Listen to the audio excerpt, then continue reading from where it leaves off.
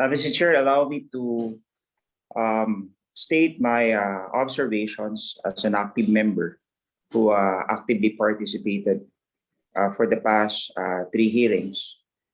We were able to, establish facts in the said previous hearings. First is on the overprice, Mr. Chair. The COA and the Department of Trade and Industry has reiterated that there was no overprice on the PPEs and on the face masks. In fact, the Senate Blue Ribbon Committee has practically conceded that there was no overprice. Now, on the legal process that was followed in the procurement of the goods, Mr. Chair, it was also my observation during the past 3 hearings that the legal process was followed under the Bayanihan 1 and also on the emergency procurement of goods. In fact, the Deputy Speaker, Congressman Dapti Macorleta, made it very clear, Mr. Chair, in his questioning of Mr. Mona Brea that there was no need for the usual due diligence required under the competitive bidding under the Bayanihan 1, and more importantly, under the circumstances during the beginning of the pandemic. And even Mona Brea considered that under the emergency cases, this type of due diligence, Mr. Chair, is not necessary given the circumstances involved in the emergency cases. Testimony was also given, coupled with the testimony of the GPPB, Mr. Chair, in previous hearings. It shows that the process followed by the DBMPS was not illegal and was consistent with Bayanihan 1. Mr. Chair, let me direct my question to the former Inspection Division Chief, George Mendoza. Is he around, Mr. Chair? Yes, he is. Mr. George Mendoza, please answer the questions of Congressman Pido Garbin. Yes, Your Honor, present po. Mr. Chair, Mr. Mendoza, I'll be delving on the issue of the pre-signed delivery and inspection forms being alleged in the Senate Blue Ribbon hearing. Mr. Mendoza, during the previous hearing, it was mentioned that you signed on at least 2 occasions inspection and delivery reports before the actual delivery of stocks. Do you confirm the same, Mr. Mendoza? Yes, of Your Honor, but I explain naman po why it was conducted, considering we deviated from the usual process that we do. Opo, I have signed 2 ICARs or inspection reports. Since this is a document, not actually an inspection report, but a pro forma document that will be needed to process the payment in advance. Opo, considering po, as I mentioned in the Senate, that the goods or the PPEs are still in China. And at that time, no flights, no means of delivery can be made either. Opo, so that we availed po, no? I understand we requested the assistance of the Philippine Air Force C-130 to pick up the PPEs there in China. Kaya lang, prior to that, the Chinese suppliers there do not accept our purchase order, considering nga po na at that time, agawan po, no? For the term, forgive me for agawan po ng PPEs sa China. So if you don't have cash, wala kang makukuha ang PPE. Considering at that time po, yung kasagsagan po ng pandemic, we do not have the luxury of time to wait for the sundin po yung proseso natin with regards po sa payment, inspection, Mr. acceptance, and payment po. Mr. Chair? Yes, Naghang yata, Mr. Chair. Hello, Mr. Mendoza. Opo. Andiyan pa siya. Yes, malinaw po ba ako, Your Honor? Narinig po ba ako? Yes, malinaw ka. Yes, opo. As I left off po, no? Yun na nga po, at that time po, at the pandemic, an advance payment has to be made for us to be accommodated po, no? Mabigyan po tayo ng PPE stocks. that will be distributed po sa ating mga health workers, frontliners po. Yes, Mr. Chair, there was this short interruption of my internet connection. Now, to what procurement does you pre-sign the ICAR refer to, Mr. Mendoza? Kanino ho yung ICAR? Para saan ho yun? Opo, ang ICAR po stands for Inspection, Certification, and Acceptance Report. Normally, we prepare this one. Yung ICAR po, for info po ng lahat, is a system-generated document po. So, it certifies that the items has been inspected and acceptance. Kaya lang po, as I mentioned po earlier, this is a deviation po ng ating the usual process that we do. And for the info na rin po, this is the first time po, yung dalawang ICAR that we signed, that we released in the history po ng procurement service that we have done that. Normally, sino po yung Yes, Mr. Mendoza, sino po yung dalawang Chinese suppliers who far were as I issued? recall, opo, Your Honor, as far as I can recall, it is Zhou and Chunsen, if I am not mistaken. Chunsen and Zhou po. And what was the agreement regarding the delivery of the PPEs directly procured from China? Opo, you will note, opo, Your Honor, you will note po that sa amin po is the yung sa inspection po, yung manner how that transpired po in procurement. On our end, what I can relate po is yung sinundo po namin yung PPEs doon sa China, since yung ating I understand the purchase order is parang FOB China Airport. Opo. So what do you mean by FOB? Can you please state for the record? Ano po, freight on board, meaning sa China po kukunin yung goods. China suppliers will not deliver the PPEs in the Philippines. So the only way we can get it is yung through the military aircraft, the C-130 po ng Philippine Air Force. So meaning, the ICAR is necessary to process the advance payment, tama po ba? Opo. Kasi ito po yung na-mention ko na rin po sa Senate po na meron po kaming system in existence that prior to the processing of payment, an ICAR has to be prepared with this system generated po. Pero Mr. Mendoza, would you Yes, sir. consider it, or would you consider that act as an act of falsification of public document? In my own belief po, Your Honor, ay hindi po masasabing falsification considering that the goods po naman ay nakuha po naman properly, nakarating po naman sa ating bansa at upon reaching sa atin po, doon po namin ginawa yung the usual inspection and acceptance po ng PPE.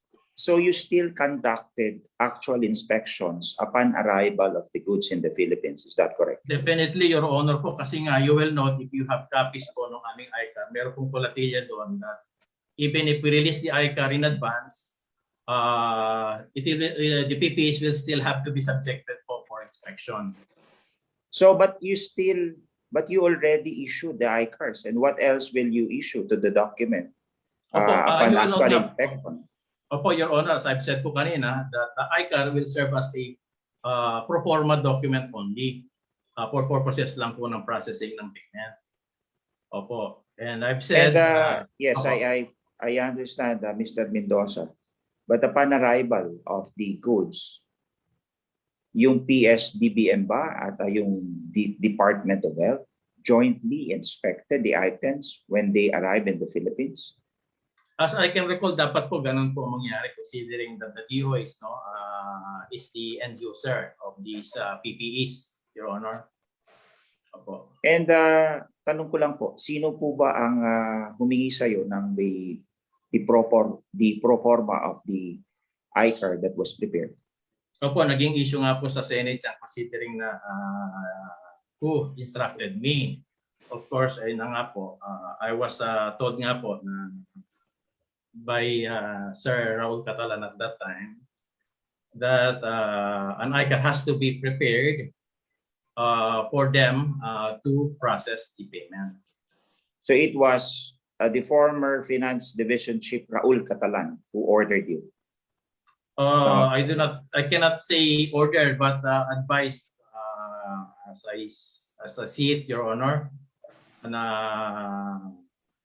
the ICAR has to be prepared, no, for attachment for payment. Mr. Chair, just to continue with my questioning, can you give me just a little time just to elicit some question to Raul Catalan since his name was alluded to by Mr. Mendoza. Mr. Catalan, can you entertain just a few questions before I conclude my interpellation, Mr. Chair? I'm present, Your Honor.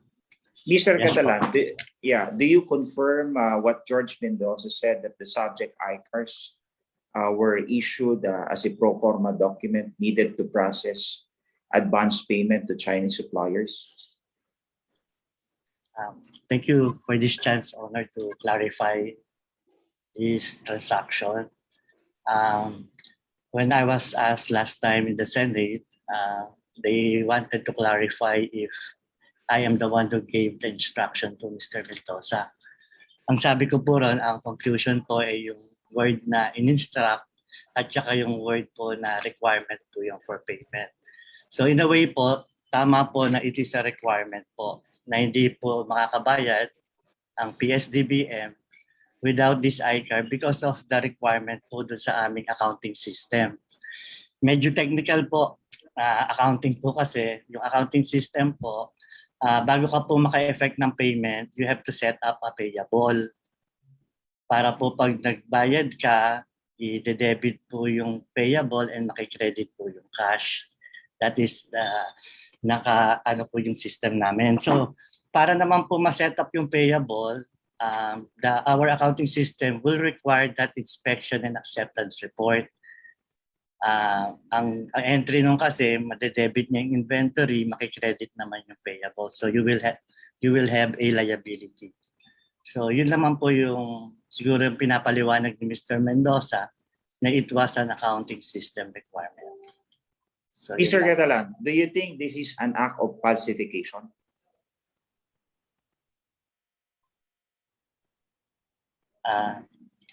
Your Honor, I'm not a lawyer, but what I understand is with this transaction, Mr. Mendoza did not falsify anything since naglagay naman po siya ng collateral there na it is just a pro forma invoice. And then the actual, I think, doon sa kanyang mga testimony po, sinasabi niya na may collateral sila that the actual inspection will happen once the goods arrives in the Philippines. Parang ganun po yung pagkakarinig. Well, I have no further question, Mr. Chair, because my time is up. Or I still have some questions rather. And let me refer this to the second round, Mr. Chair. Thank you very much. You have 6 minutes, sir. 6 minutes. I still have 6 minutes. Yes. I thought that was a warning that my time is running out. But anyway, let me continue, Mr. Chair. And my question is still with Director or the former Division Chief Raul Catalan. In line with my questioning on the ICARs, Mr. Catalan, did USEC law instruct you to request or ask the inspection division to issue the said ICAR? Your Honor, with due respect, ang pagkakaintindi ko po kasi sa tanong is, do USEC law personally instructed me on this specific transaction? Ang sagot ko po dyan, Your Honor, ay hindi po on this specific transaction. So what was USEC's law instruction at that time to you?